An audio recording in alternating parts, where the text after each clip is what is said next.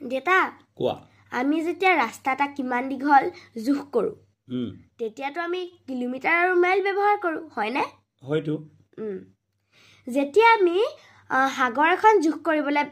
কৰো তেতিয়া আমি কি ব্যৱহাৰ কৰো সাগৰ এখন জোখ কৰিবলৈ হলে আমি ব্যৱহাৰ কৰা এককটো হ'ল নটিকেল মাইল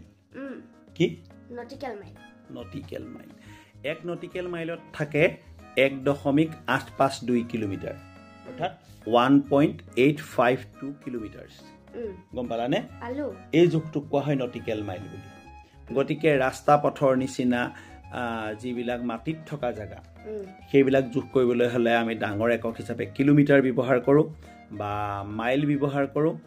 আৰু যেতিয়া সাগৰীয় পথ আমি কিমান দীঘল জোখ কৰিবলৈ যাম তেতিয়া আমি কি ব্যৱহাৰ কৰিম nautical mile ব্যৱহাৰ কৰিম thank you very much please stay connected keep watching our videos don't forget to follow share and comment